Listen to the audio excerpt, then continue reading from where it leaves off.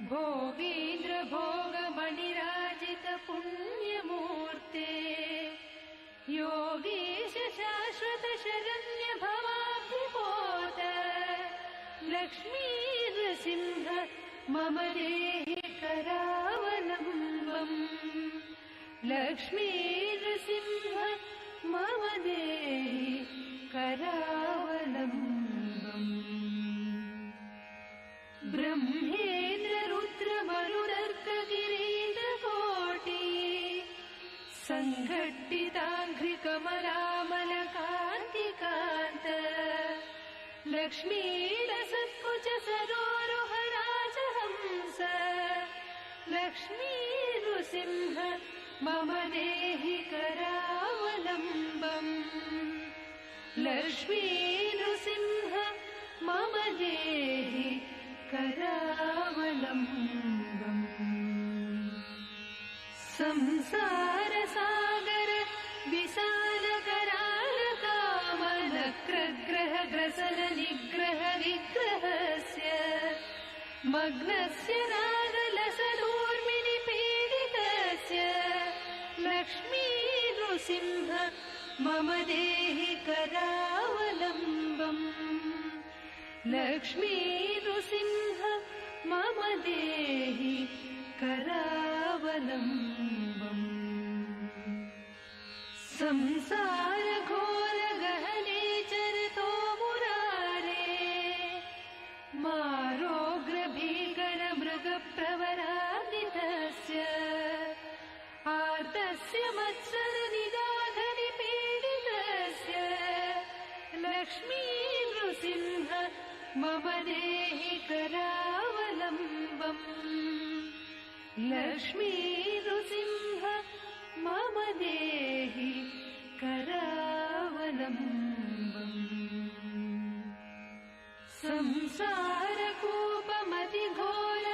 संसारकूपमतिघोरमगाधमूलम् सम्प्राप्य दुःखशतसर्पसमाकुलस्य दीसस्य देव कृपया शरणागतस्य लक्ष्मी नृसिंह मम देहि करावलम्बम् लक्ष्मी नृसिंह मम देहि करावलम्बम् संसारभीकर करीन्द्र कराभिघात निष्पीड्यमान वपुषः सकलाधितस्य प्राणप्रयाण भवभीति समाकुलस्य लक्ष्मी नृसिंह मम देहि करावलम्बम् लक्ष्मी नृसिंह मम देहि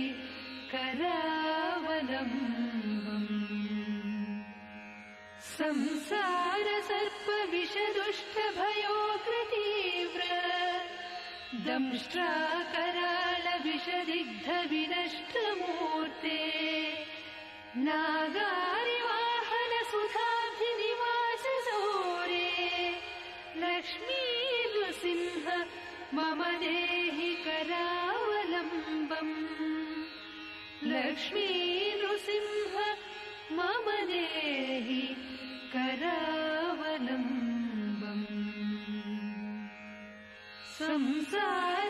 संसारजालपतितस्य जगन्निवास सर्वेन्द्रियार्थबडिसस्तझषात्मनश्च प्रोत्कुम्भितप्रचुरतालुकमस्तकस्य लक्ष्मी नृसिंह मम देहि करावलम्बम् लक्ष्मी नृसिंह मम देहि करावलम्बम्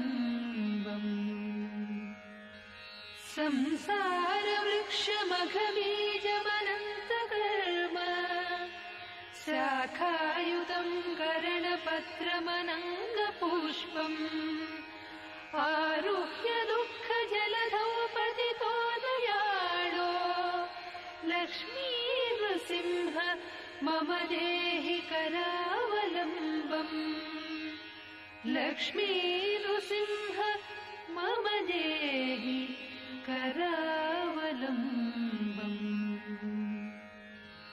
संसारनावदहनाकुलभीकरोग्र ज्वालावलीभिरभिदग्धतनूरुहस्य त्वत्पादयुग्मसरसीरुहमस्तकस्य लक्ष्मीनृसिंह मम देहि करावलम्बम् लक्ष्मीनृसिंह मम देहि करावलम्बम्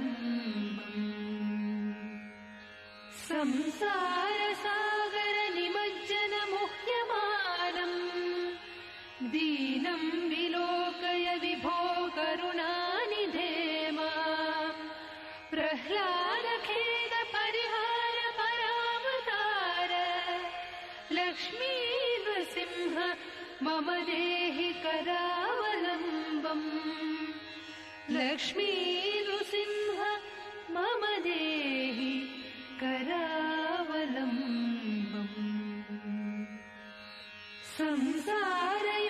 संसारयूधगजसंहिति सिंहदंष्ट्रा भीतस्य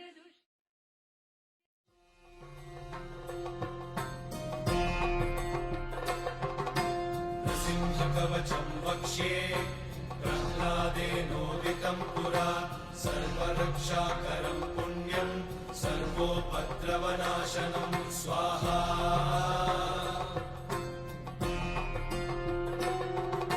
सर्वसम्पत्करं चैव स्वर्गमोक्षप्रदायकं ध्यात्वा नृसिंहं देवेशं हेमसिंहासनस्थितं स्वाहा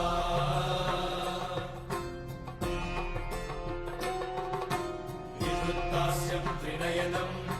शरदिन्दुसमप्रभं लक्ष्म्यालिङ्गितवामाङ्गं विभूति विरूपाश्रितं स्वाहा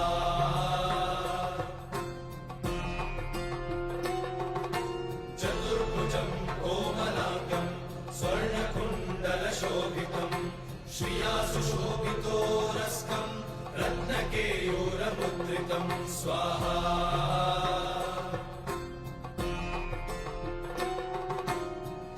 काञ्चनसङ्काशं पीतनिर्मलवाससम् इन्द्रादिसुरमौलिष्टस्फुरन्माणिक्यदीप्तिभिः स्वाहा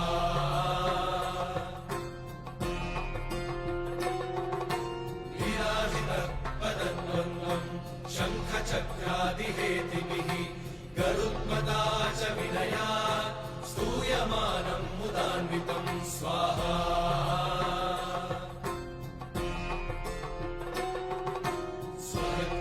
संवासं कृत्वा कवचं पठे नृसिंहो मे शिरः पातु लोकरक्षात्मसम्भवः स्वाहा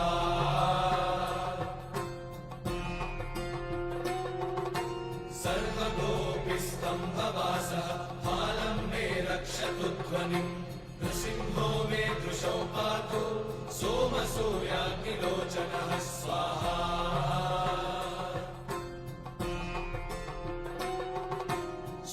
मे पातु नृहरिः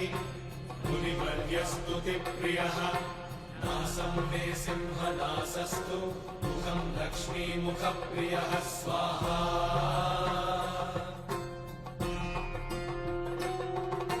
सर्वविद्याधिपः पातु नृसिंहो रसना मम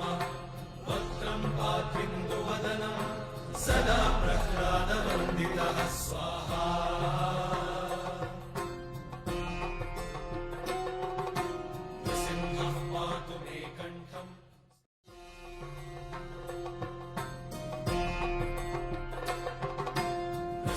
कवचं वक्ष्ये प्रह्लादेनोदितं पुरा सर्वरक्षाकरं पुण्यं सर्वोपद्रवनाशनं स्वाहा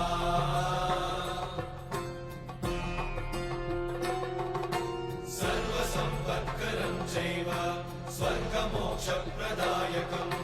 ध्यात्वा नृसिंहं देवेशं हेमसिंहासनस्थितं स्वाहा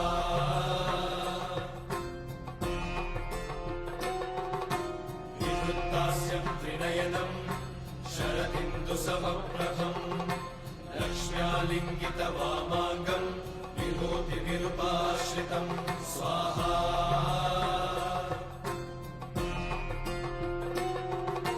चतुर्भुजं कोमलाङ्गं स्वर्णकुण्डलशोभितं श्रिया सुशोभितोरस्कं रत्नकेयूरमुद्रितं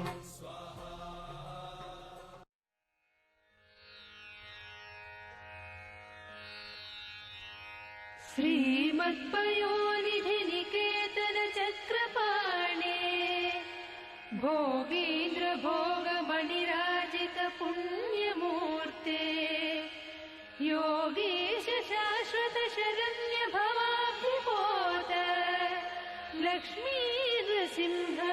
मम देहि करावलम्बम् लक्ष्मी नृसिंह मम देहि करावलम्बम्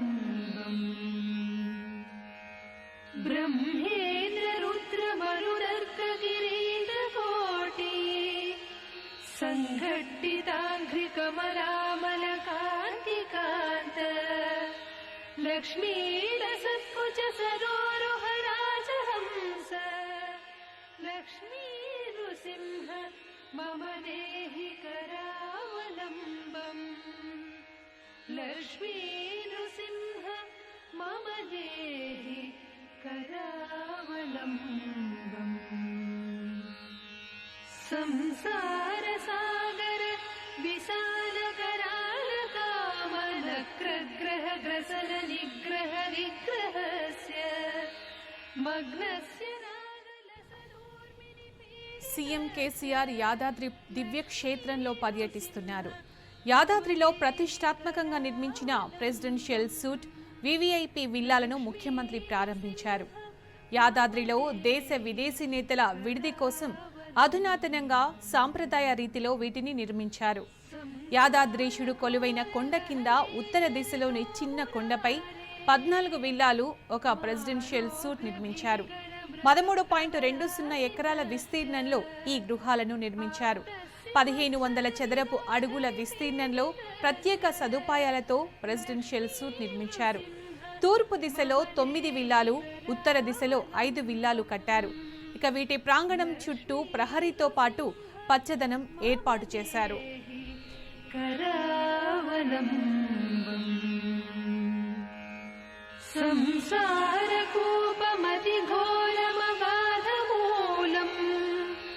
सम्प्राप्य दुःख शतसर्प समाकुलस्य दीसस्य देव कृपया शरणागतस्य लक्ष्मी नृसिंह मम देहि करावलम्बम् लक्ष्मी नृसिंह